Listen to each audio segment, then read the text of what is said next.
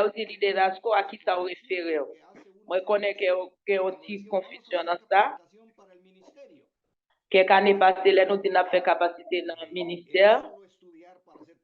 C'était seulement étudier pour devenir pasteur. Sous état des messages dans l'Assemblée générale, on a dit que tout le monde nous est ministre. Mais, c'est un temps, nous avons dit, nous avons préparé nous pour le ministère. En plus, le monde pensait que le ministère, c'est seulement pasteur. Kounia, c'est ça qui fait nous besoin d'une définition claire de qui ça liderazgo. Qui ça signifie pour concept leader là? Qui ça leader vie? Et tout le monde nous a répondre à question ça à travers chat là. Vous avez écrit réponse que vous êtes bon. Là où ça de monter nous va gagner un cours leadership. N'a pensé ou qui sont attente de ça, qui s'allie, qui sont pensé leadership là. Vous avez écrit, vous avez commencé à répondre. Moi, il y a des gens qui disent influence, il y a des leadership de développement, quelques gens qui commencent à répondre dans le chat là. Il y a des gens qui disent que c'est orienté positivement avec mon yo.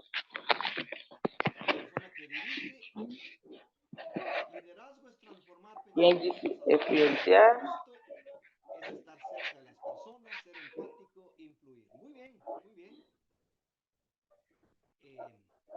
Leadership en Christ, c'est battre pour plus près monde que vous avez mené.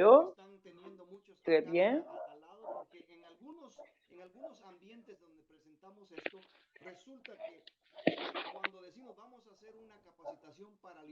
Quel côté les n'a présenté capacitation ça?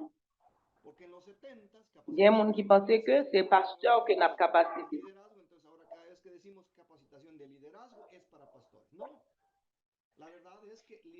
Non, capacitation leadership, c'est pas pour pasteur, c'est pour tout le monde.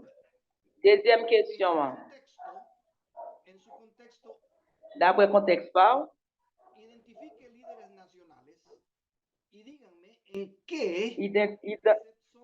identifier leader national là. Et puis, dans qui section différent leader ça yo? Dans qui section leader ça yo respecté dans le pays? Líderes cristianos más conocidos en su contexto. Hágame un listado. Si yo le digo, ¿quiénes son los líderes? Premièrement, d'après vous-même, mettez non pour moi, faire un liste leader chrétien que vous connaissez qui est bien. Mettez deux noms ou bien trois noms. Et puis parlez de un leader chrétien dans le contexte PAO. Un leader que vous connaissez, écrit non. Un leader chrétien que vous-même vous connaissez, vous identifiez. Il y a mis un pile nom qui a écrit. Je vais regarder.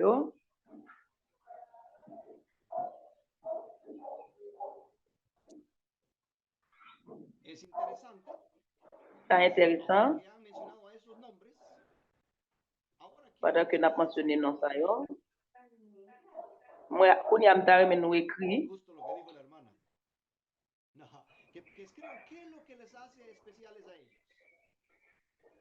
Qui ça dans ou même ouais qui fait mon travail spécial, qui fait ou même identifier comme un leader chrétien spécial.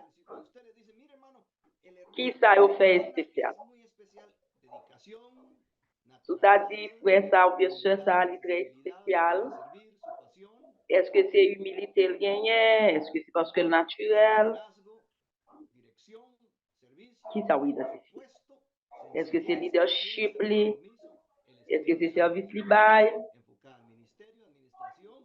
Est-ce que c'est parce que les steps? Alors, on y a un petit sort, ça ou même qui est intéressant. Troisième question. C'est une liste de leaders nationaux. C'est une liste leader national. Que tout le monde que tout le monde connaît nationalement. Et puis tout fait, et puis on va faire différence entre eux. Ok, leader tout le monde connaît qui chrétien yo, ou va mettre yo et puis on va faire différence entre un leader chrétien ou même ou connaît que ou remet ouais et puis que ou accepter.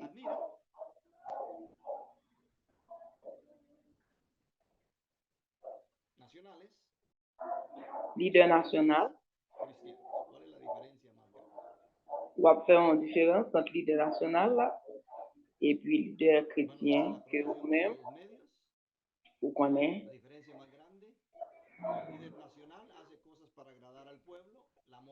Ok, différence entre leader national et leader chrétien. Différence entre leader national et leader chrétien. On va écrire dans le chat là. Il y a un qui dit que principe pour bon Dieu, c'est plus grand différent. Valeur.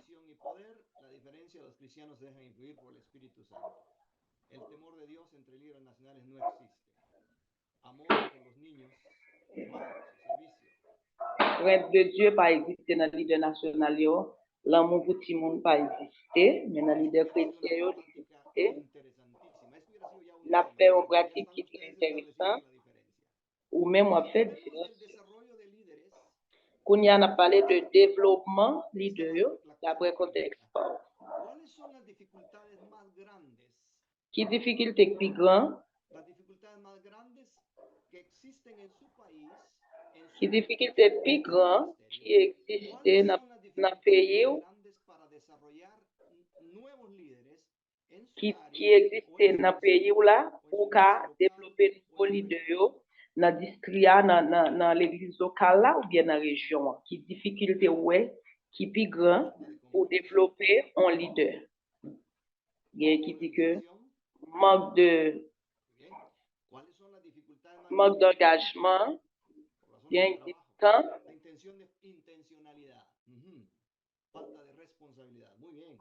manque de responsabilité, manque de disponibilité, en pile critique. C'est pas tout le monde qui veut sacrifier pour dédier temps, manque de passion pour le travail là, manque de proposition pour le travail là, champ trop grand pour me visiter, ça va être difficile, manque de vision.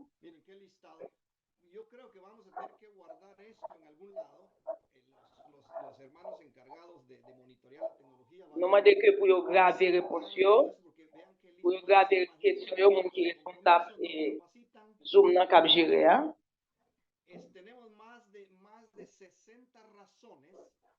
Nous avons plus que 60 raisons dans chaque là qui fait difficulté pour développer un leader dans la région, pour développer un nouveau leader. Il y a l'autre question à venir. Nous avons travaillé dans la première mission. Nous. Ça fait 30 ans de ça.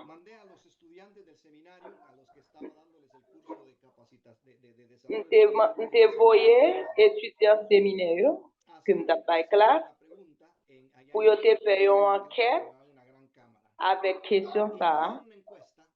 Nous avons fait une enquête avec 2 questions. Qui problème, qui plus grave, nous avons rencontré dans le pays, dans la ville là.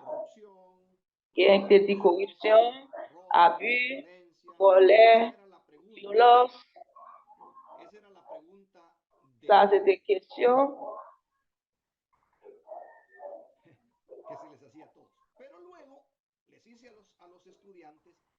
Après, nous demandé aux étudiants pour faire une deuxième enquête sur l'autre question. Deuxième question, ça c'est question, lui-même m'a mis là. Deuxième question, je demandé pour faire une enquête sur lui.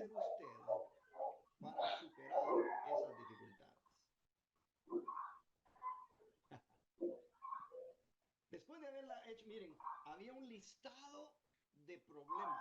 Qui sont Había un listado grande de problemas. Y es que lo que sucede es que en el mundo habemos una gran cantidad de problemólogos. Si ustedes siguen las redes sociales se van a dar cuenta de la gran cantidad de gente, pero gran cantidad de personas que saben cuál es el problema. Miren, yo me salí de Facebook porque Facebook hay tanto experto en todo. Hay mucho problemólogo. Miren, hermanos, ahora durante la pandemia se convirtió una gran cantidad de, ahora todos son teólogos, todos son politicólogos, todos son sociólogos. Cada vez que hay elecciones en nuestros países, todos saben, durante la pandemia todos eran epidemiólogos. Y cuando hablamos de los problemas de desarrollo de líderes, vean el listado que ustedes han presentado, es un listado grandísimo, grandísimo, porque todos sabemos cuál es el problema, somos problemólogos. Pero la pregunta es, ahora, ¿qué ha hecho usted? ¿Qué ha hecho usted en estos años para atacar ese problema? Así que hagamos la lista. ¿Qué ha hecho usted? Porque recuerde, ya este es su tercer año. ¿Qué han hecho ustedes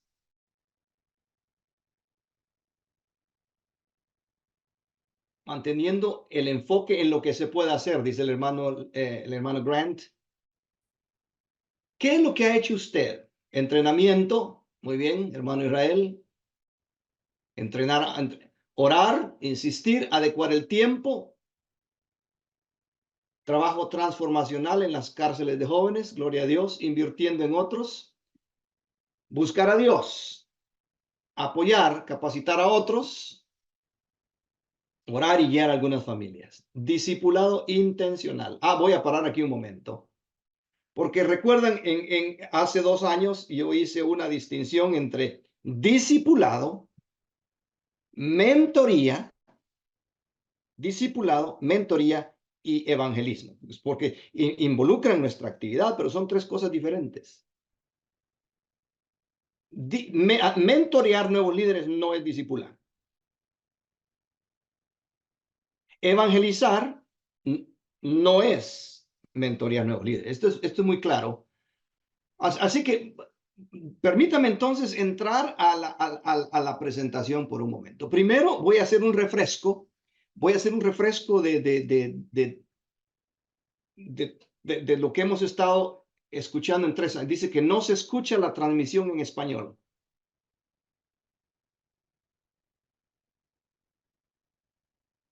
Sí, Parece. hermana Arlen, ¿será que podría cambiar su canal a francés? Porque hoy está como traductora en español. OK, ya, Gracias. OK, está bien. Muy bien, ya se escucha ahora. Muy bien, gracias. Entonces vamos ahora a la siguiente. Ahora sí voy a darles una pasadita rápida porque quiero dedicarme por lo menos 45 minutos al tema esencial que es ¿qué es liderazgo transformacional y por qué? Pero antes quiero tocar algunas piezas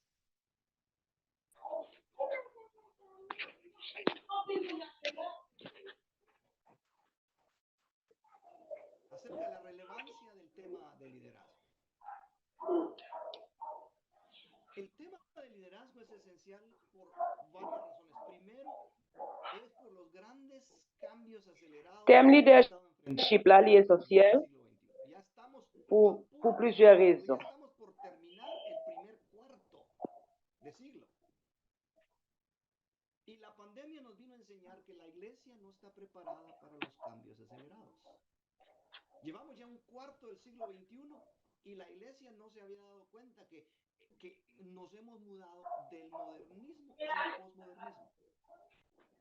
Los jóvenes que ustedes Epidémie te liderazgo vin ustedes enseigner nous están que l'église là nous préparait pour piensan de changer. una manera moderna, ya no piensan utilizando la lógica y los silogismos Nous senti que l'église là modernismo. pour faire changement de modernisme Donde había avec principios que se daban y se aprendían. El posmodernismo está lleno de relativismo. Durante el fin de siglo, durante el primer cuarto de siglo, la generación en la que usted y yo crecimos, nos dimos cuenta que el mundo cambió de la letra impresa a las cibertecnología. Et postmoderniste là, li ampli. ¿Quién iba a pensar que íbamos a tener una reunión que íbamos a tener la posibilidad de tener 182 personas? Den ap gade nan tan ke nou tap grandi ya, nou we ke mod lan li chanje an pil avek teknoloji. Par exemple, jodi a la, gade ke nou reuni, ki es ki te ka pense sa, que ou te ka rete loin kon sa, ou ap fe reunion a 181 moun, et avec plus que 15 pays, Yo trabajaba en telecomunicaciones, era un electricista plus de avec redes 5 horaires différents, y à esa travers es technologie. comunicaciones. Es Lem tap travay a 80, ane 81, de kon travay nan telekomunikasyon, de fek gradye, mwen tap enseye moun yo sou teknoloji avek, y después les hablaba tape que plus que nosotros 18 ans, con la tecnología iba a desarrollar lo que se te llama kon pale moun yo de el telefax, teléfono por kote ke moun yo te kon ap boye le par fax. estás viendo mucho a los Et apre sa, m te vin pale yo, nan 25 an ankon, teknoloji ap devlope. Nou tap pale de videophone. la iglesia ha cambiado, el mundo ha cambiado de la letra impresa a la tecnología, a la cibertecnología. Geye ou moun ki te di li gade an pil film Jackson. El mundo cambió. Li te kon gade an pil film, kom si son bagay pou ta wè nan film. Una sociedad primeramente urbana. Nan epok sa, mod lan li chanje. Nan ane 2004, mod lan chanje,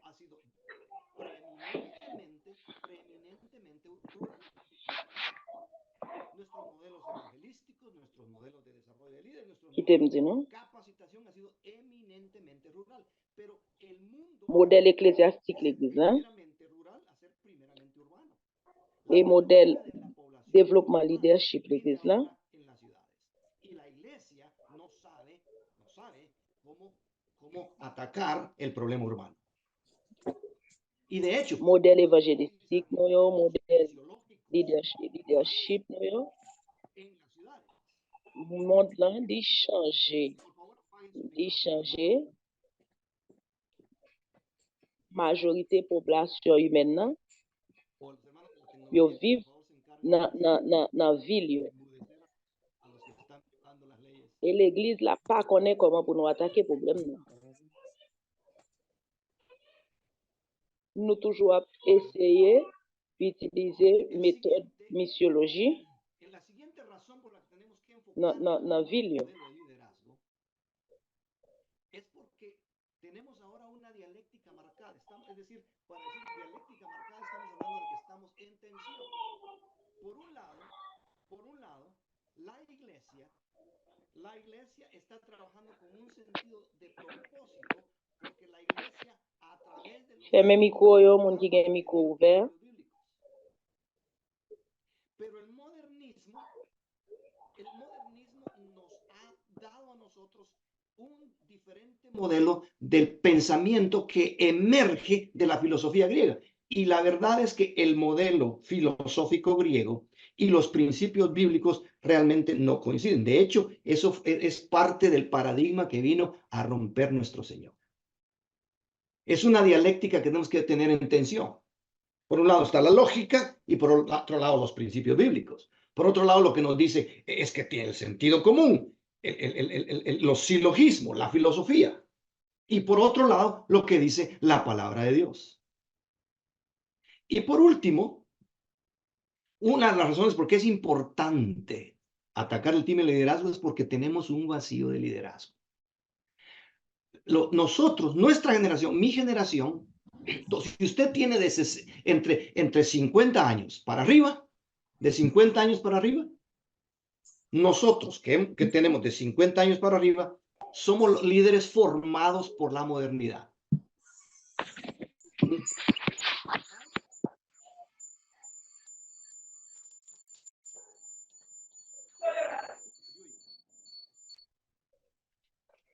Nou menm ki ke plus ke 50 an, nou se moun ki forme, Tenemos modelos y dogmas que así pensamos.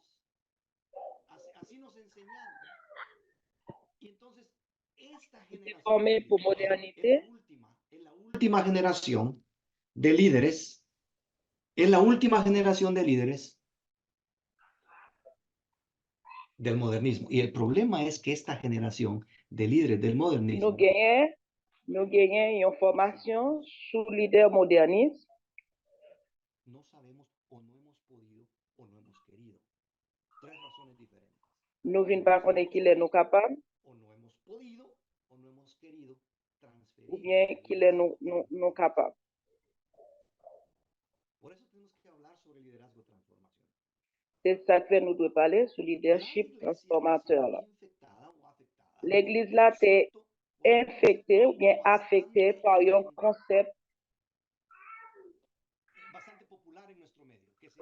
qui est très populaire, qui est le leadership transactionnel. Leadership transactionnel, c'est leadership que nous-mêmes nous apprenons. Moi, bah ou ben moi. Si vous obéissez, vous avez gagné bénéfice.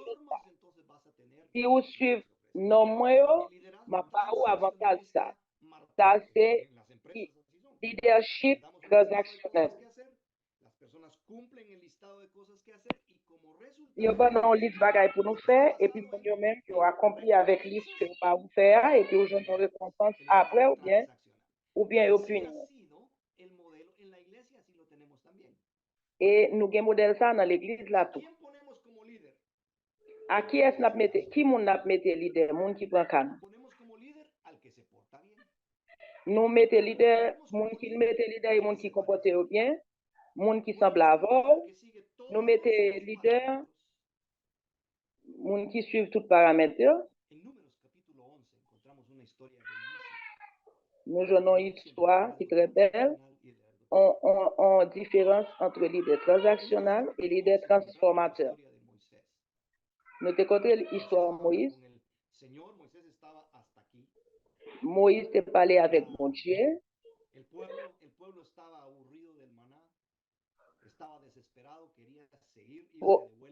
peuple là eux-mêmes, ils étaient désespérés, ils t'attendent, et puis ils ont viré. Après, ils ont commencé à venir contre Moïse. Moïse même vient au moment où la porte plainte au bon Dieu. Bon Dieu, on va aller dans une réunion liderazgo. Mener tout leader et pour yo rendre compte que charge la passe sous dos pour compte. Ces deux-là, plus que 70 leaders étaient réunis. Pendant qu'ils étaient là, ils ont commencé à prophétiser. Ils ont prophétisé. Resulta que había dos que no llegaron. Por alguna razón no llegaron. Sus nombres eran Eldad y Medad. Estos dos no llegaron porque andaban afuera. No c'est date. Y empezaron a profetizar. Y entonces Caleb. Ils ont commencé à prophétiser. Caleb,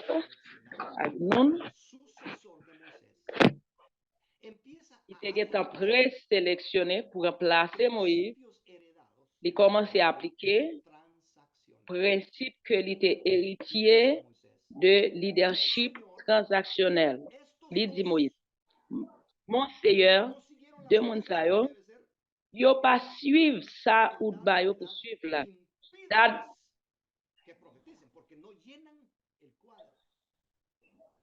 Yo pas rempli avec ça ou ba rempli. Moïse dit, est-ce que c'est jaloux de moi ou bien de système non? Ou bien transaction ou bien ou senti que nous pas ou peur pour nous pas quitter charge là que on gagne. Josué t'a formé de vos leaders transactionnels. Il t'a fait un leadership transaction. Mac, cuando yo era jovencito allá, yo sí fui testigo de los dos paradigmas, de los dos paradigmas. Moi-même, moi, c'est témoin de Había deux líderes leaderships. Ça, quienes, si no marcaban todas las cajitas, el liderazgo existente les ponía cortapisa. Y decía, tú no, por esto y esto y esto y esto y esto. Y eran listados que ellos hacían antojadizamente. Y a otros líderes emergentes que emergían fuera de los parámetros del dad y medad. Llegaba un Josué y decía, mi señor, y utilizaba el manual. et Josué finit, il dit que, mais la petite disait, Manuel, ça, on nous retire le main. Moi, je connais un peu de leader qui part avec nous l'église là, c'est parce que nous appliquons transactions. Ou bien nous punissons, c'est soit au fait, si on fait le bien, et après compenser, si on fait le mal, on punit. Ça, c'est leadership transactionnel. Il dit, Josué, pour qui ça ou jaloux?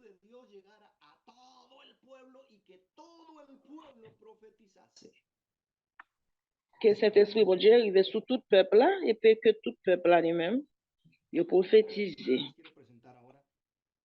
Et ça me voulait présenter le moment ça.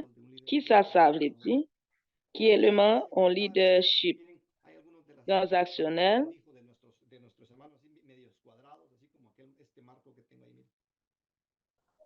Son los que dicen, hermanos, que estamos hablando de liderazgo, esos son conceptos corporativos. Nosotros tenemos que usar conceptos. Il y a un qui dit, les n'a parlé de leadership, c'est un concept corporatif. Es un concepto bíblico y se lo voy a demostrar. Concept biblique là, c'est transformationnel. Leadership transformationnel. Leadership transactionnel, non, non, n'est pas biblique et nous pas doués à appliquer l'église.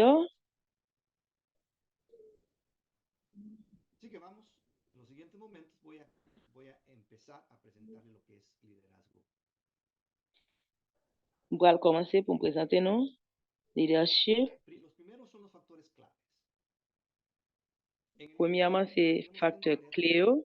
Dans le leadership, nous devons comprendre le concept leadership là. Leadership là, il y a deux éléments. Premier, c'est habilité, que pour prendre charge là. Habilité pour prendre charge. Bon Dieu, ben nous habilité ça. Les bonnes opportunités ça. Les bonnes opportunités ça. Et un leader qui pas gain mon cap suivre ou pas un leader. Nous pas qu'à dire où son leader et pour pas gain mon cap suivre. Nous gagnons trois éléments clés de leadership. Dans un moment, je vais mettre là pour nous carrer. Je vais faire une enquête au niveau général.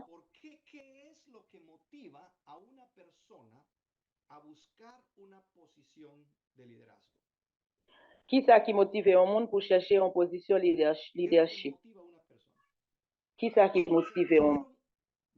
Je t'ai fait enquête là sur plus que 3000 monde. Plus que 3000 monde qui te répondent avec enquête ça.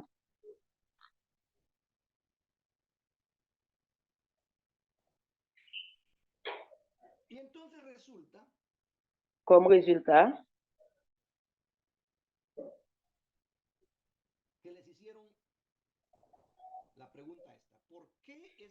je t'ai fait une question ça, pour qui ça, ou même, ou voulez venir leader.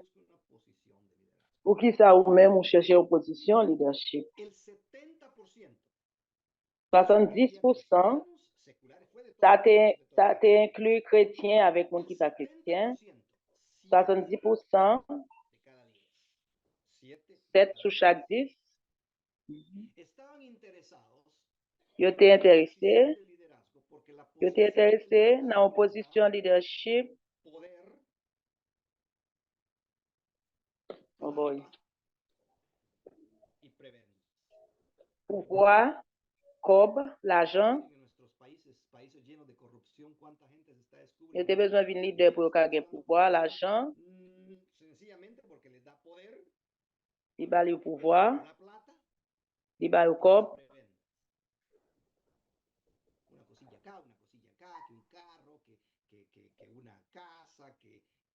il va le machine, caille, il y a tout ça au besoin, position, l'hypothèque, il corps.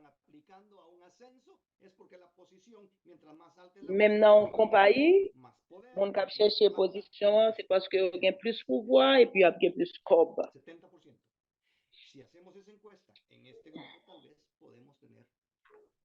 70%.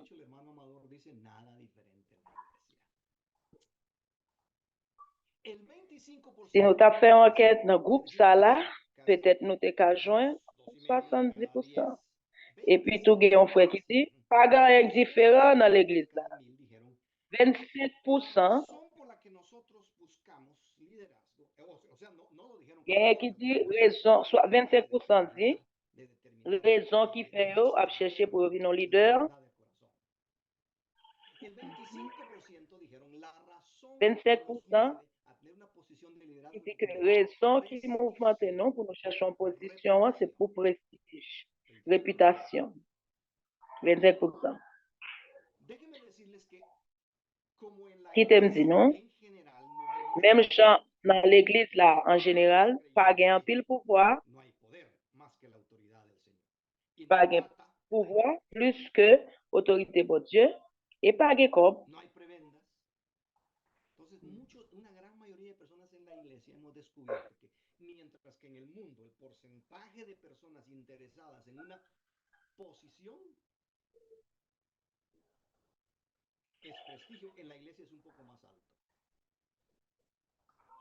Et prestige dans l'église là, les plus hauts. Comme dans l'église là, pas gagner l'argent et peut-être ça, même ils ont cherché prestige. Et ça fait même pour nous dire révérend docteur. Il va dire très excellent. 2 fois docteur, super surintendant général, notre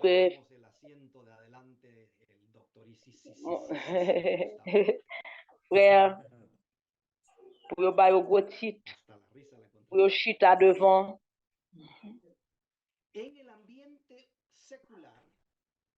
Dans l'ambiance séculaire,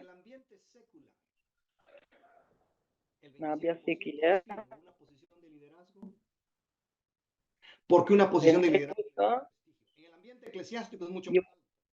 c'est parce que en position leadership, il y a au prestige. Il y aurait même président comité. Moi, t'as même vu président, la jeunesse.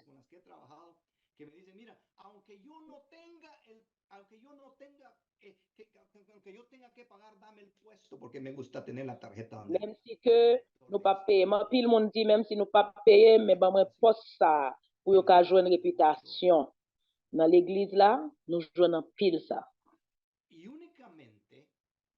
Uniquement 5%, 5%, 5 de chaque 100.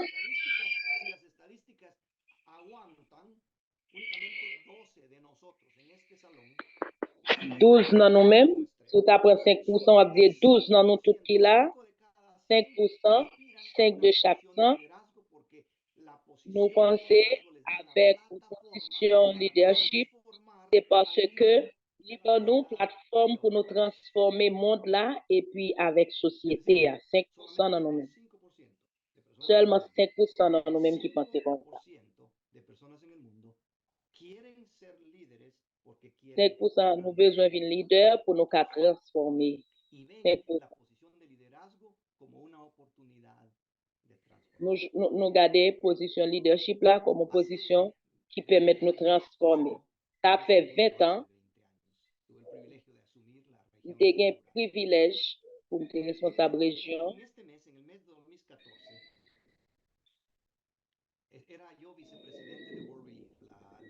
en 2014, era el equivalente a Caritas arquidiocesanas, j'étais vice-président de World la Grief, agencia humanitaria de la Asociación Nacional de Evangélicos en los Estados Unidos. j'étais agent moniteur Me elige la de iglesia l'Association évangélique para que yo États-Unis. fuera director regional en Eurasia. Y me llama el presidente Yo t'ai choisi encore. me Yo llama t'ai relève a président su directif la te relève. casa en New Hampshire, en el noreste de los Estados Unidos. Yo t'ai relève la Kylie Y me dice, Gustavo, dans les États-Unis. nos metieron gol porque Il te dit, justo ahorita queríamos hablar contigo. Tú anunciaste que te vas para Eurasia y te vin annoncer que pour aller en la Asie. junta directiva me había pedido que yo te hablara justo en ese día que tú hiciste el anuncio para ofrecerte la presidencia de World Relief. Y le digo, bueno, no, gracias, ya estamos. Les a eu ta pour frère moi pour te vin président World Relief.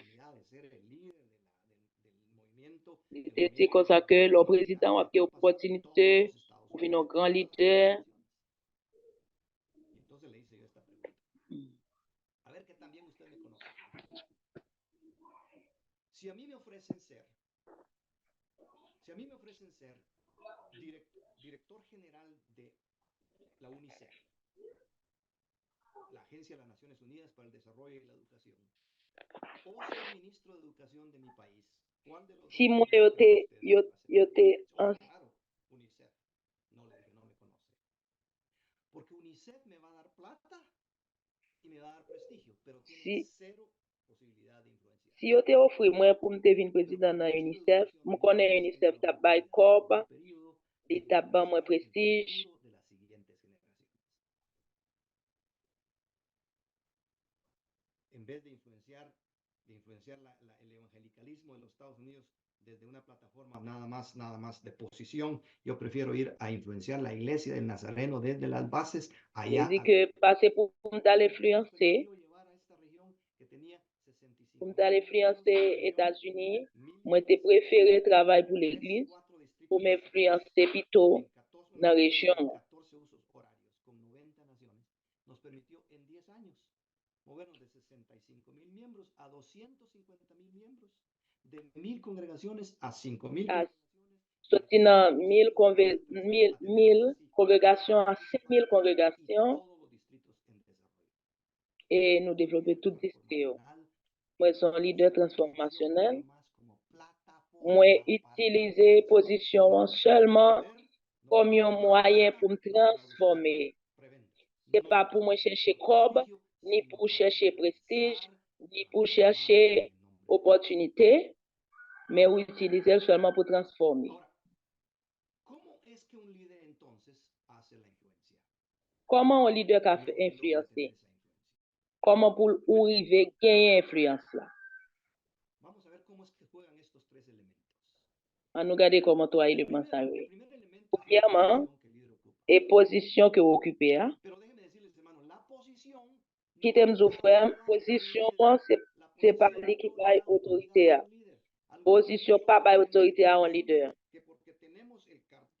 Il y a des gens qui pensent que c'est parce que j'ai telle charge, moi gagne pouvoir. Y entonces muchos líderes creen que la posición es suficiente para liderar. No. La posición no nos da autoridad. Jesús no tenía ninguna posición en la jerarquía de los fariseos y los saduceos. Un pile leader pense que en position suffisante pour diriger. Non. Position pas bonne autorité. Jésus n'a pas aucune position dans le milieu pharisien. Il pose la question, qui autorité que vous gagnez? D'après eux-mêmes, il n'y a pas de position. De hecho, déjenme decirles que hay líderes sin posición que tienen autoridad. Nehemías. ¿Cuál era la posición que ocupaba Nehemías? Copero. En pile être humain, nous pensons seulement dans la position. Position seulement les bonnes plateformes. ¿Por qué? Porque estaba cercano al rey. Es una posición, él estaba, el copero, el trabajo del copero era hacer esto. Miren. Il y a un pile leader qui n'a pas de position, mais il y a autorité. De confianza del rey. Néhémie, Pero ¿saben par cuál es la exemple, autoridad que tenía? qui position Néhémie était occupé? Y antes que alguien le llevara vino al rey, él se tomaba la Il copa. était coupé. Y si el vino estaba envenenado, cataplan. Ahí se quedaba el copero, a cambiar de copero. Y si el vino no estaba contaminado, entonces el rey contaba hasta 30. Y si después de 30 no estiraba las extremidades, entonces ya el rey se tomaba su copa.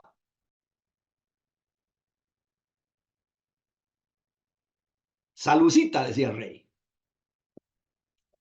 Porque el trabajo de esta posición era una posición de muchísima confianza, pero con cero autoridad, cero poder. Esta es una de las posiciones de más confianza, pero que básicamente era dispensable. Porque lo que sucede, hermanos y hermanas, es que la posición no le da a usted autoridad. La posición solo le provee una plataforma. Una plataforma. Position pas Si la posición solo le da seulement position pas oui, une una plateforme. plataforma, entonces, ¿qué es lo que le da a usted la autoridad? Si position seulement ba ou La plateforme, autoridad no se la da la posición, la autoridad un se peu, la da qui ça qui la ba ou autorité? persona que usted es. La persona. La autorité, c'est ça dépend de moun ou yé. Mi hermano, nosotros hemos tenido comparaciones. Y usted puede hacer la comparación. Nous-mêmes, nous ka fè comparaison. Hein? Líderes que tienen la misma posición. Gen leader qui gen même ¿Por position. qué es que dos líderes que tienen la misma Pour qui ça, posición, deux leaders qui gen même la position, mismísima posición, dos pastores, deux pasteurs, superintendentes distritales, dos deux directores regionales, surintendants distrital, deux directeurs régionaux, gerentes generales, dos deux superintendants généraux, ¿qué hace? Que dos personas que tienen la misma deux posición présidents tienen GNI. más autoridad que la otra. Qui ça fait deux monde qui gen même position et puis gen yon qui gen plus autorité que l'autre. Moral de líder. Gen autorité morale de leader là. Porque dos líderes pueden tener la misma posición, pero si uno es transaccional Des leaders qui gen y même el otro es position, transformador, quien si tiene yon más autoridad transactionnel, yon transformateur, gen yon kap genye plus se lo voy a pouvoir que demostrar l'autre. la próxima media hora. Nap démontre ça.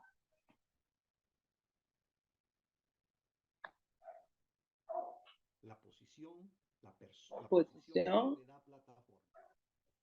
seulement position bay moun plateforme, La caractère, persona del líder, la un persona monde qui del leader, líder, personne leader là, la autoridad. Y luego, ¿qué sucede si tenemos dos la líderes ba que autorité. tienen la misma posición, dos líderes que tienen la misma autoridad? Ça krive si nou gen deux Personalidades leaders que qui gen même son position, semejantes, même autorité, que reflejan la persona qui de Cristo. sanctifié puis ¿Qué yo sucede? Dos semblé dans líderes Christ, que son misma posición, qui ça fait deux leaders ça yo, mismo qui carácter, gen même position, pero uno es más eficiente.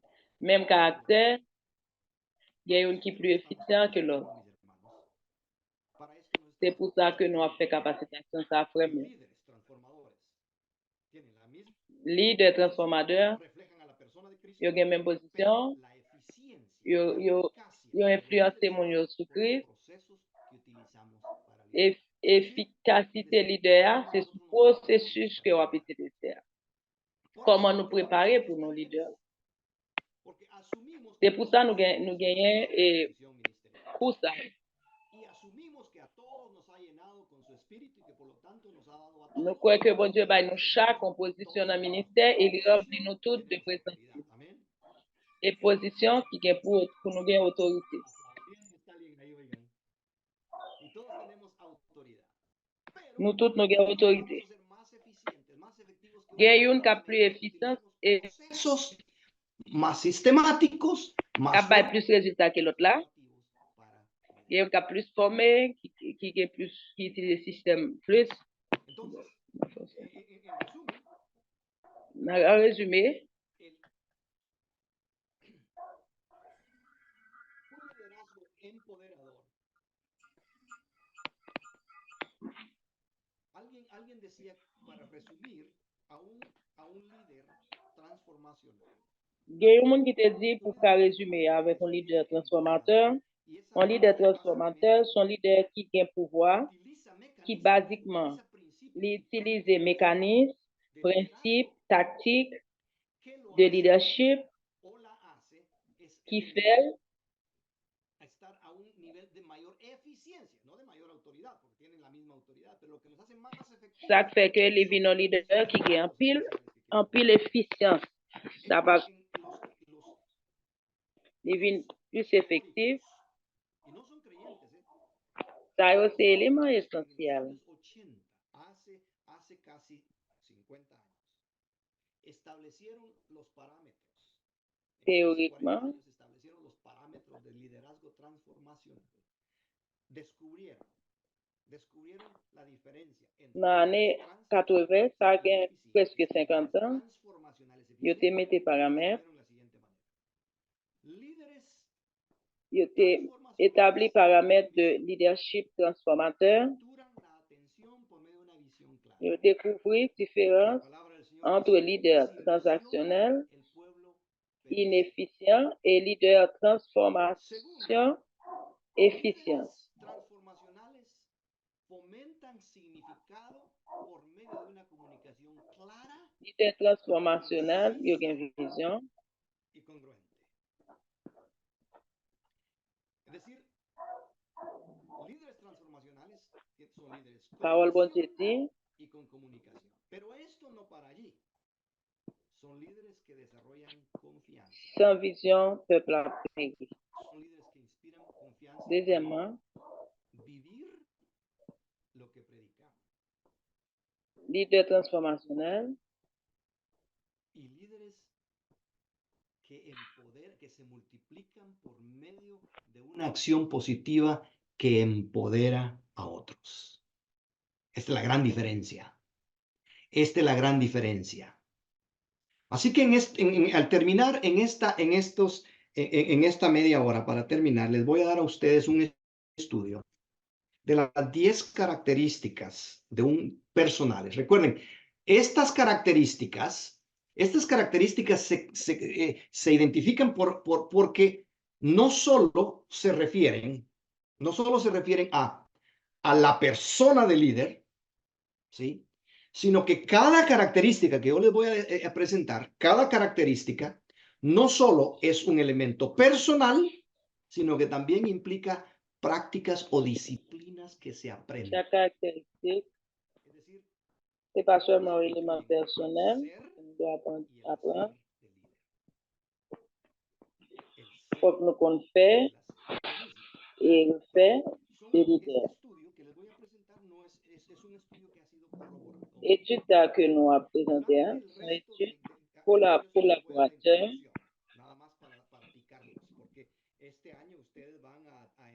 Dans l'année ça, nous allons aller enfoquer nous dans une année mentale pour nous connaître 10 principes personnels, 10 pratiques personnelles. Dans le programme doctorat, ça c'est la première section. Après ça, on a passé le semestre là à développer pratiques personnelles et avec exercices pratiques.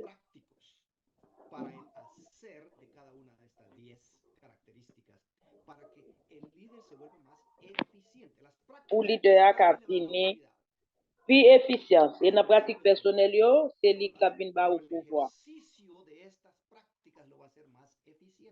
Exercice pratique, ça y est, même qui vient pour plus efficient. A propósito, esto está basado en un estudio que se convirtió en un libro de uno de los... Ça, c'est une étude qui vient convertir dans un meilleur livre, qui connaît écrit.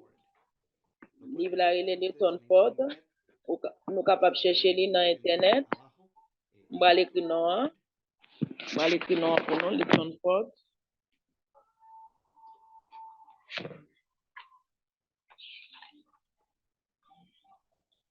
Y el libro Les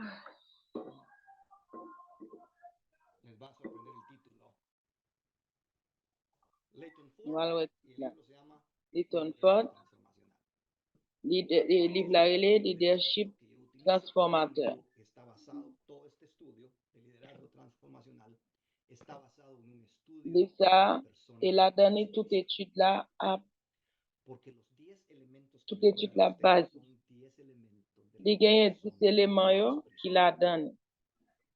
10 éléments que Y es me donne. interesante porque les presenté antes los conceptos de Nanus y Benes, dos de los teóricos que todo estudiante doctoral, no estoy hablando de mecánica popular, de esos cursitos de liderazgo, liderazgo 1-1, que usted va y le dan su diplomilla ahí sin agraviar a los hermanos Maxwell y todos ellos. No, estoy hablando de programa doctoral de liderazgo transformacional. Moi, parlé nous de programme doctorat de leadership transformateur et on étude de un programme doctorat de leadership transformé. De ce programme qui était intéressant.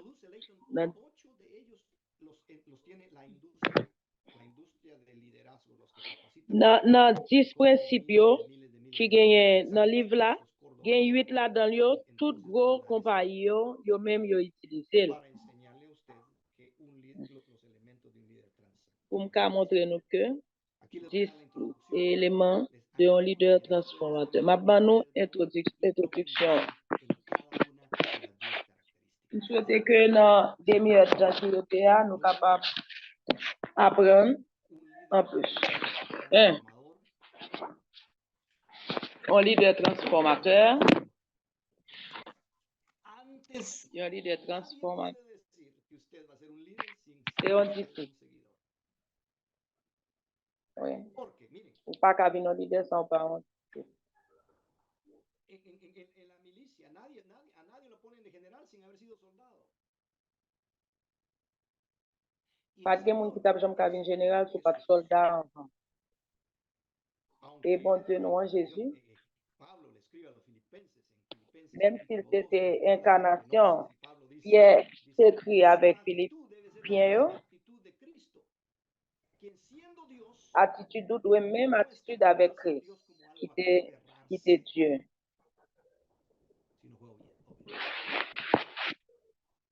Nous devons obéissants. Dans l'agenda, mon Jésus, c'était l'agenda Paul. Dans Luc chapitre 12, les deux cœurs, côté maman, la papa était désespéré, depuis petit, ils ont cherché. Et ils ont dit, pour qui ça? Ou nous pensons à chercher, si m'a fait travail, papa.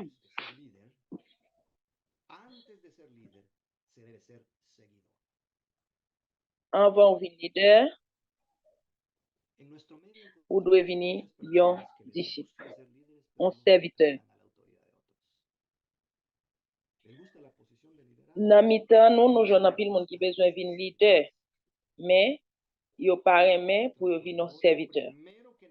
Un leader transformateur, premièrement, avant toute bagaille, il faut qu'on soit serviteur.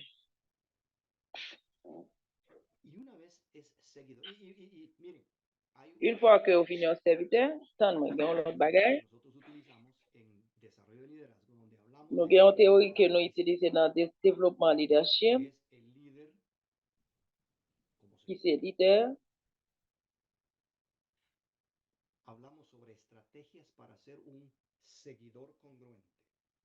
Hablamos sobre estrategias sobre cómo ser, el papel que la obediencia juega en el desarrollo de la persona. Nous allons parler de qui rôle obéissant jouer dans le développement en leader. Qui est un leader? Son líderes que cuando llegan a una posición creen que ya no le rinden cuentas a nadie. Después de la Asamblea General, yo escribí en una de las redes sociales donde escribo mis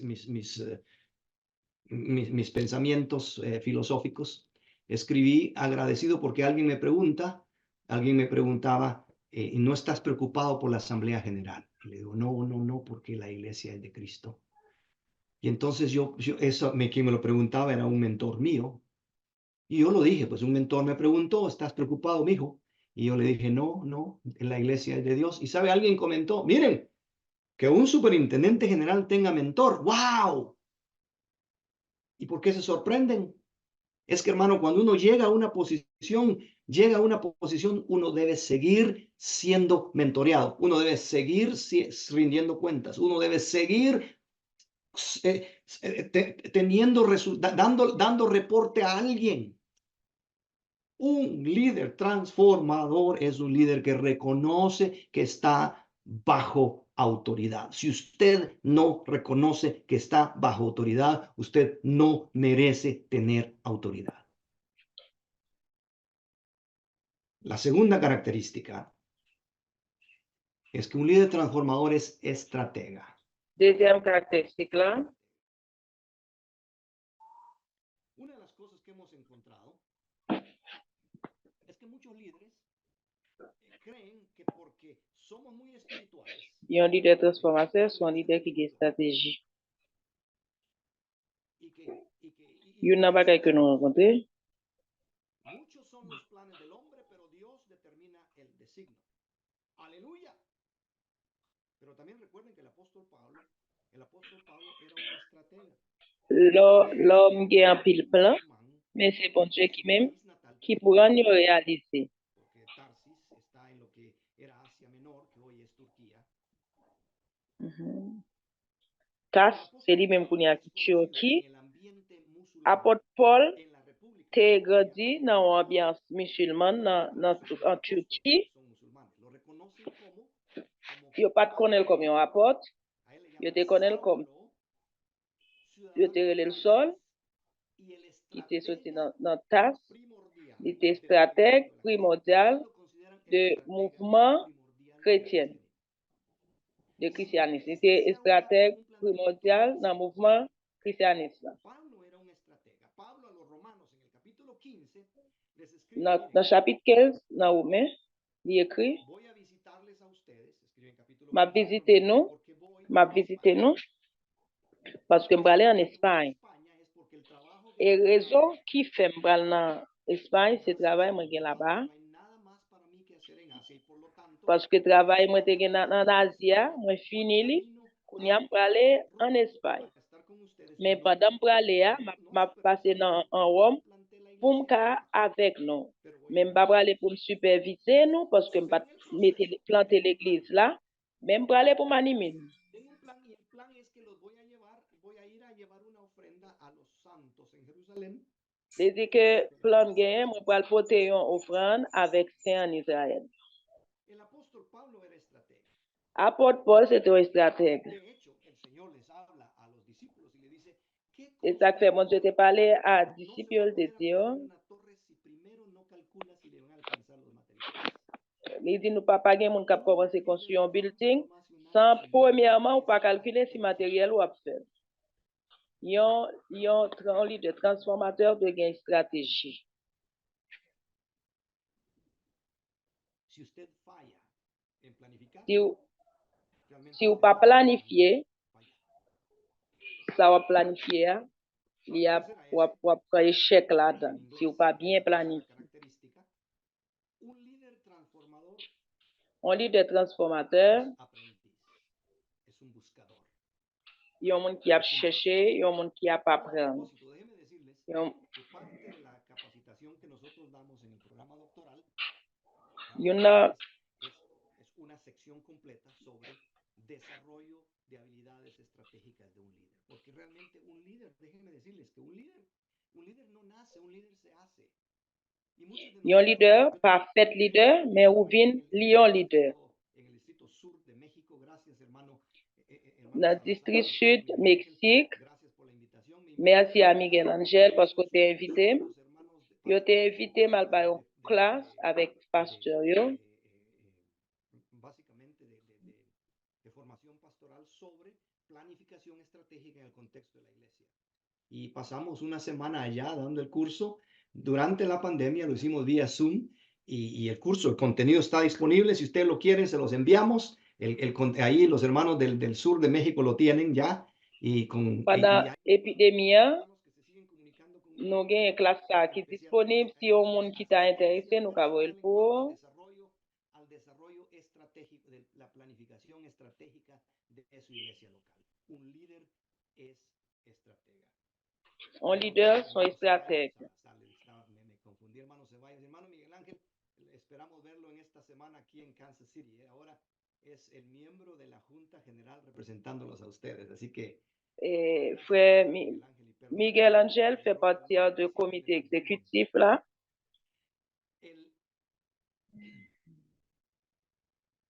El tercer elemento es que un líder es aprender. Troisième élément, un leader, c'est pour un leader qui peut toujours apprendre. En pile, monde pense que le fin gradué dans l'université ou fini master. La iglesia del Nazareno tiene la sabiduría de que exige que todo líder debe continuar con el aprendizaje.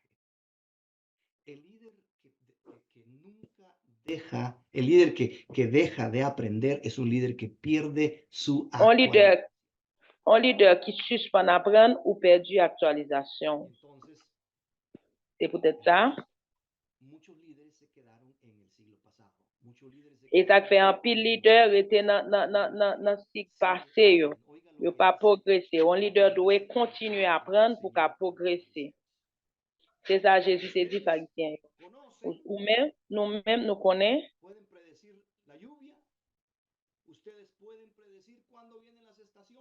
Nous-mêmes nous kawè les l'appli pral tomber. Nous kawè les pral gen cyclone. Mais nous hypocrites parce que nous pas kawè tant k'ap vini. Un leader doit toujours apprendre. Dans 1 Chronique 14:13. No me eche cuento, mi amado hermano, que diga, no, hermano, mire, ¿sabe qué nos diferencia a nosotros en el movimiento arminio wesleyano del movimiento fundamentalista? Es que nosotros creemos en nuestro cuadrilátero wesleyano, nosotros creemos que además de la inspiración de la palabra del Señor, que es fuerte, también nosotros tenemos que tener el discernimiento de la lógica. Y esto está armado por medio del aprendizaje, hermanos.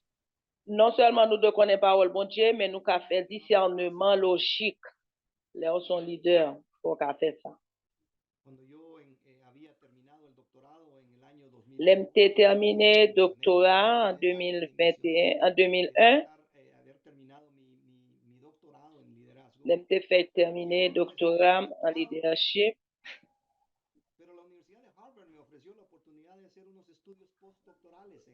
Et l'université Harvard a offert pour me faire une étude sur le leadership exécutif. Je t'ai invité pour commencer le programme en 2010. Je parlais avec une famille.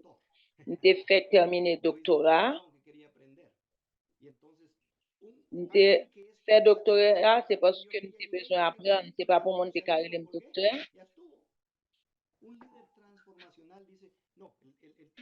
Un leader transformateur. Le titre là, c'est juste un bagage, mais on doit continuer à apprendre. On doit continuer à étudier sur missiologie, postmodernisme,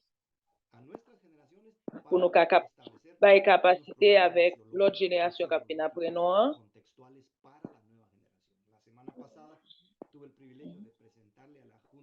Semaine passée, j'ai eu un privilège pour me présenter avec surintendant des États-Unis et Canada une exposition sur missiologie contemporaine pour la jeunesse dans le postmodernisme. Oui, parce que nous devons continuer à apprendre et puis pour nous gagner assez d'équipement pour travailler là. L'autre caractéristique là, transformationnel là, on dit de transformationnel, il doit y avoir une vision. Sans vision, le peuple a péri. Il y a un leader de transformation, il doit y avoir une vision.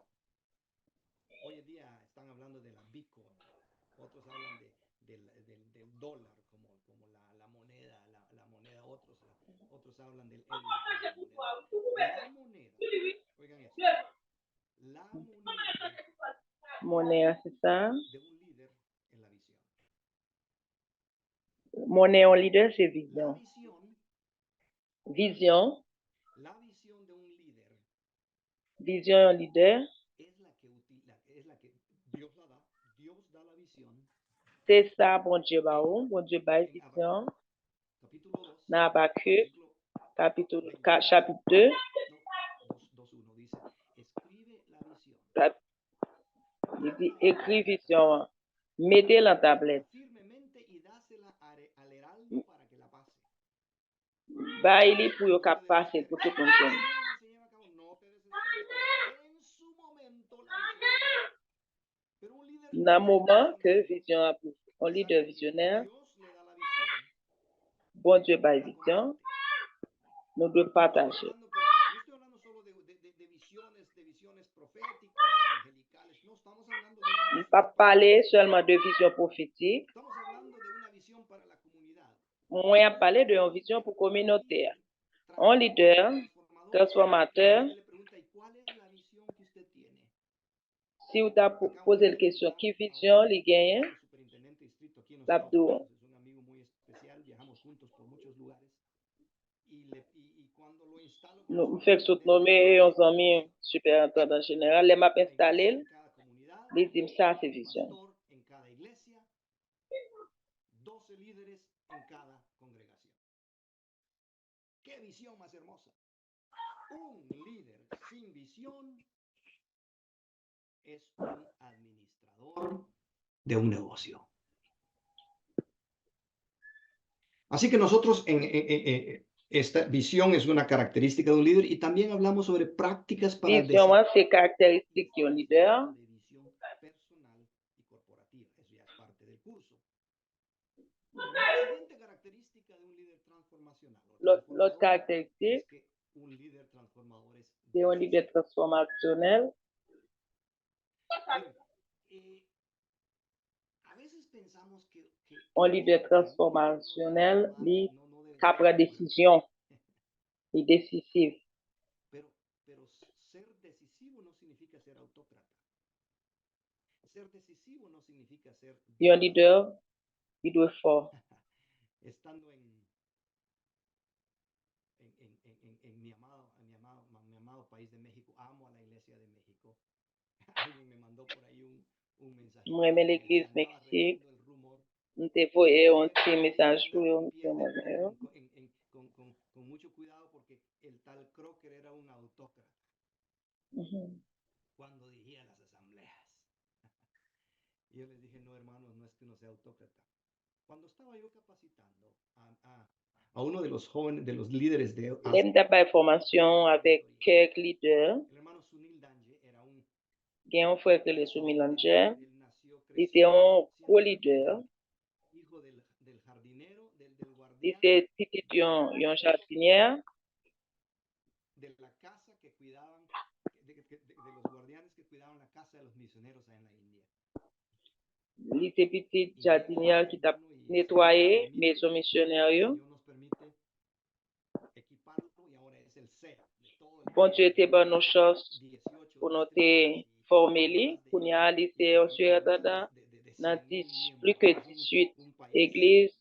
increíblemente grande, creciendo, pero mientras lo capacitamos, C'est un gros leader. debe tener Un leader doit gagner un équilibre exact entre décision et compassion. Entre décision et compassion. Il doit gagner loi et grâce. Il doit gagner lumière et avec amour. Pour ça, parce que décision sans compassion devient un désastre. Compassion sans décision. le pasan encima. De hecho, el Señor Jesús cuando capacitaba a los discípulos dijo, miren, ustedes deben ser Les Jésus t'a pas discipliné capacité. astutos como una serpiente y tan mansos como una paloma. Ouais. Il dit nous faut que nous. Y es que lo que pasa es que algunos líderes creemos que para ser buen líder uno debe ser solamente manso. Pero recuerden lo que dicen los hermanos mexicanos, ser manso no significa ser menso. En pile, monde pense pour venir leader, faut qu'on sage, faut qu'on soit. Non. La mansedumbre también debe ser acompañada de decisión. Muchos de los líderes son Faut que nous alérgicos prendre décision. En pile, leader allergie à un moment pour prendre décision. solamente nos quedan 5 minutos para terminar y yo quiero respetar el tiempo de ustedes, pero damos Barre un pile temps pour me terminer. Mais dans le cours de doctorat, nous te parlé d'un chapitre entier de leadership. Il y a un leader naturellement, yo réflexif. Il y a un leader naturellement qui accepte tout bagaille. Un leader qui accepte tout bagaille, qui pas prendre décision. de inmediato. Yo me considero ser un líder asertivo. Me preguntan, les doy decisión. Eso no me hace mejor. Eso así es como me hizo Dios. El líder reflexivo es alguien que si ustedes le preguntan algo, le dice, espérate, dame tiempo para reflexionar. Le leader qui est réflexif, il a deux choses à l'autre, il pas prendre décision tout de suite. Il deux choses à bon mon petit temps. Et puis ma bonne réponse. Les bons tout. Dans le moment,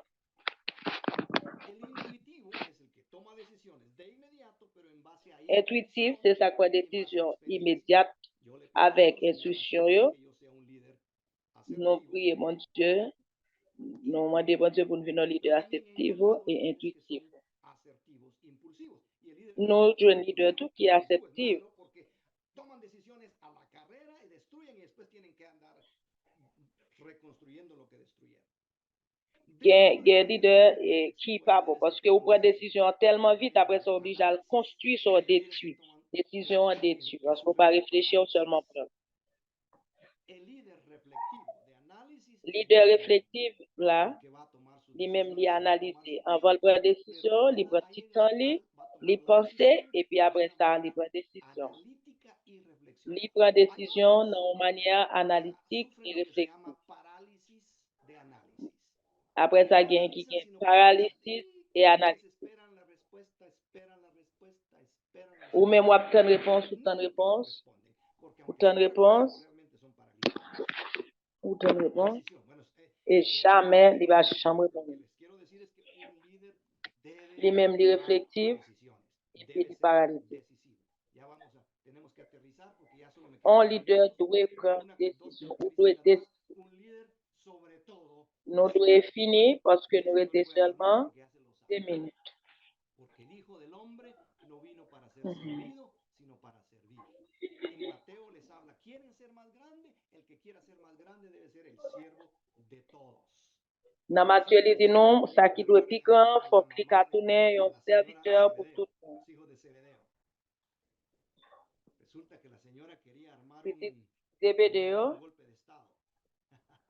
Ella quería armar un golpe de Estado porque Il doit faire un coup d'État. tenía 3 personas, Jacobo, Juan y Pedro. Resulta que Jacobo y Juan, Jacques et Jean avec Jean, ils étaient frères. los hijos de Zebedeo. Ils étaient petits DBD. Pedro. Viene entonces doña Zebedeo y le dice a Jesús, mira, te quiero pedir un favor. Maman était venue, elle te dit, m'a demandé nous en faveur. Besoin pour mettre. Besoin pour mettre petit Mario, une à droite, une à gauche. Y entonces Jesús le dice, mira, Jésus dit comme ça. Regardez. estarían dispuestos a beber de la copa que yo voy a beber. Sí, claro que ni sabían lo que estaban diciendo. Entonces le dice, miren, les voy a decir una cosa. En el mundo todos quieren ser gobernadores y gobernar a otros. Dans le monde, tout le monde a besoin d'un gouverner, tout le monde a besoin d'un chef. Et pas comme ça, petit bon Dieu, et petit bon Dieu a venu pour servir. Monde qui besoin.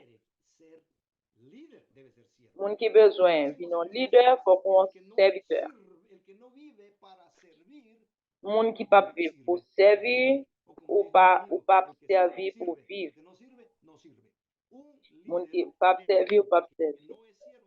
Yo me he encontrado líderes en mi América Latina, hermanos. Ay, ahí andan estos que son los jefes de no sé qué y no sé cuánto, que les cargan la maleta, que les limpian esto. Miren, ellos andan con guardaespaldas, hermano. Estaba en una reunión con un señor que... Avec une réunion avec un monsieur. Il vini dans la réunion, c'est un pasteur, il vient avec sécurité. Il vient avec sécurité, il vient avec mon qui porte valise là. Il y a un secrétaire, il y a tout le monde qui peut venir dans la réunion. Et n'a pas café.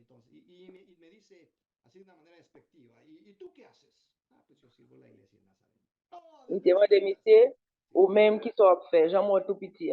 Il dit, m'a servi l'église nazaréenne. Il m'a dit, combien l'église nazaréenne gagne? Il dit, pas l'église, mais m'a servi plus que 35 000 l'église. Il dit, depuis soit fait là. Il dit, qui est le supérieur général? Là, m'expliquez le salut. Il dit, comment on marche comme ça? Sans sécurité, comme ça. Il dit, non, à moi-même, non. Il dit que, voilà, pour me dormir. Oiseaux, gen caille, gen, mais mon petit bon Dieu a pas gen côté pour me dormir.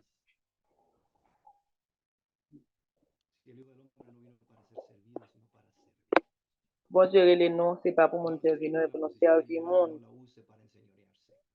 Si vous gagnez en position de l'église là, pas utiliser pour mon servir, mais utiliser pour servir monde.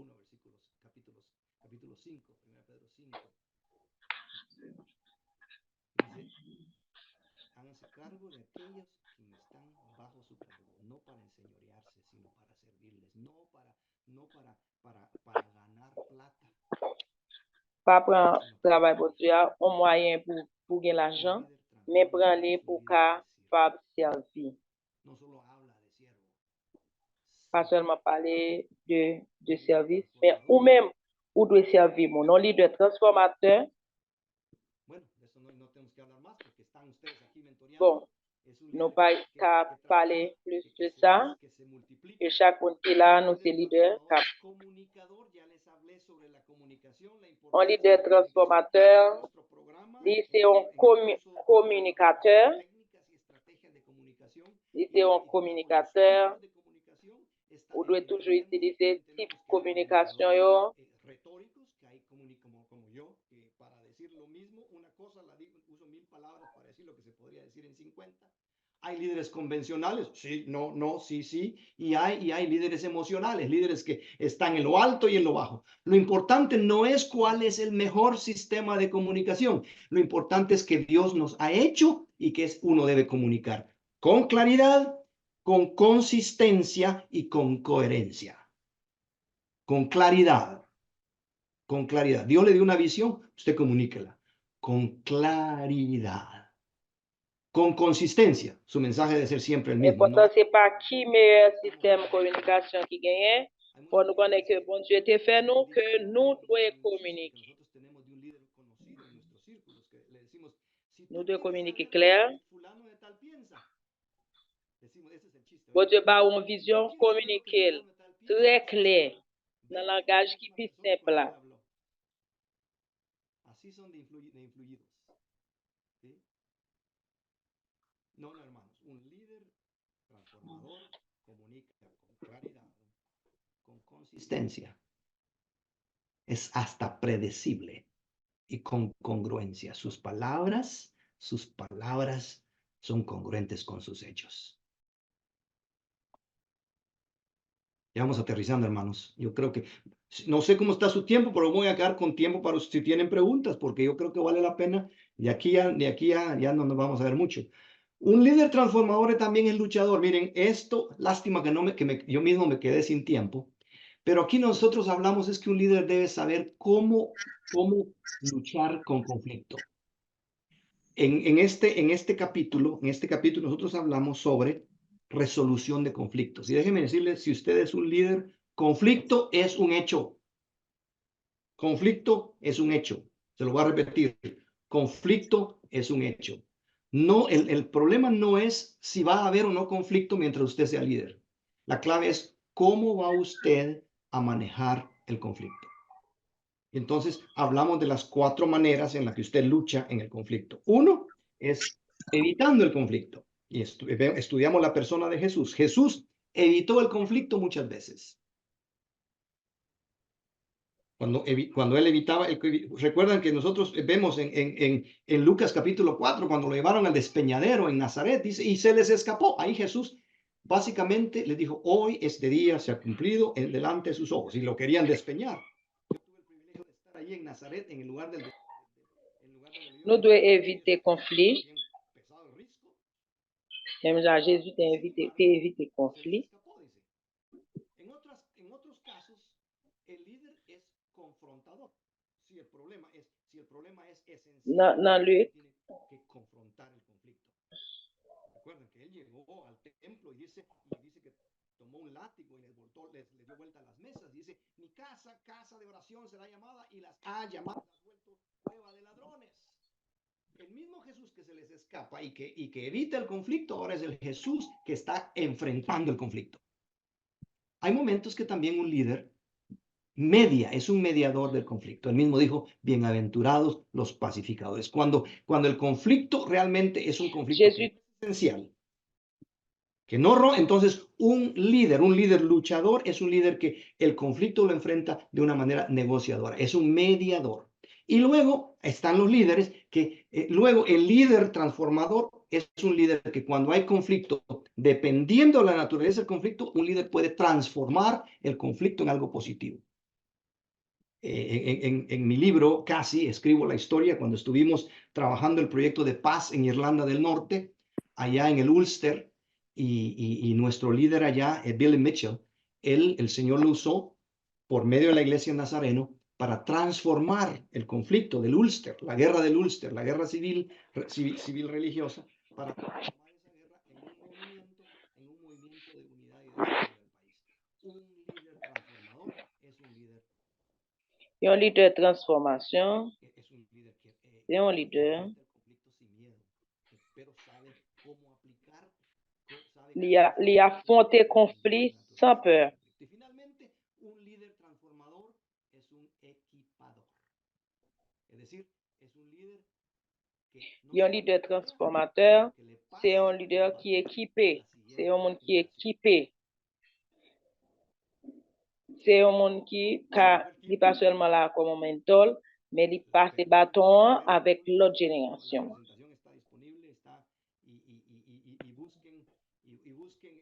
Présentation est disponible. Ou qu'à chercher le livre. Si pueden encontrar también el libro que escribí, hay un documento que escribí, un librito que se llama Desarrollando la Iglesia Misional, el modelo de Jesús. Il y a un livre qui est développer l'Église missionnelle. Sobre los elementos de la visión, sobre el plan estratégico, y con gusto les puedo enviar. Il parlait de vision, il parlait de l'Église. Yo creo que sí está en español. M'a voyé livre là pour nous. Si no está en inglés, ahí los traducen. Y bueno, no sé si tienen preguntas, dudas, tomates. Nous va traduire. Ma connaît si il y a une question, si il y a un doute, si il y a une suggestion. Liderazgo transformacional, escrito por Leighton Ford, y el otro es el libro Desarrollando la Iglesia Misional al modelo de Jesús, escrito por mi persona. Y ahí tenemos un modelo sobre cómo su iglesia puede ser una iglesia misional movilizando a todos los recursos. Rebeca dice, mi duda es en cuanto a la comunicación cambia por ser un proceso. Buena pregunta, Rebeca. Dios nos ha hecho de una manera a nosotros, ¿sí? Hay comunicadores retóricos como yo, que para construir nosotros no solo decimos, miren, liderazgo es esto y esto y esto, sino tenemos que dar todos los parámetros porque no somos retóricos. En medio de esto está el comunicador convencional. O sea, lo que tú quieres decir es esto, ¿verdad? 1, 2, 3, 1, 2, 3. Ajá. Y por otro lado está el comunicador emocional, el que un día está contento, otro día está debajo. Entonces, Dios así nos hizo. C'est comme ça, bon Dieu fait nous. Bon Dieu fait nous comme ça. Nous pas qu'à changer ça. Lo que cambia, Ça qu'à changer.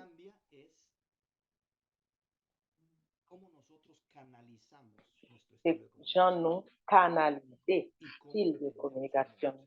Comment nous relationner nous avec l'autre monde. Y tengo que tener una manera de aterrizar. Entonces yo utilizo muchos recursos. Nous devons joindre une manière pour nous atterrir. Pour nous atterrir. A la gente y usted no va a aterrizar, hermano, hermana, usted lo sabe.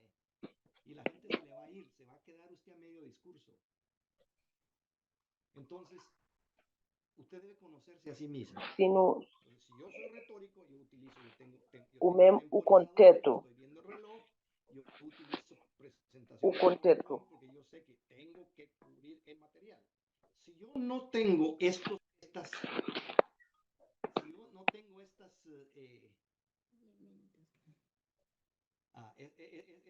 muletillas, déjeme decirle que a mí se me va la gente. Si usted es comunicador y usted sabe porque usted sabe, porque la gente se lo dice. Si usted es un comunicador convencional, usted sabe de que la gente le ha dicho. Si usted est un communicateur conventionnel, ou connaît ça bien. On connaît ça. Sí, no. Entonces usted tiene que hacer ejercicio para desarrollar un poco de retórica. Nous devons faire exercice pour qu'à développer. Si usted est un communicateur émotionnel, ou connaît, parce que souvent on crier, on plaint. Esta ponencia me deja más preocupado que satisfecho. Me falta mucho que cambiar, pero estoy dispuesto. Bueno, gracias a Dios. Ese es el primer paso de un líder. Recuerda, un líder es un aprendiz. Ça, c'est le premier pas, un leader. Es peor. Hace poco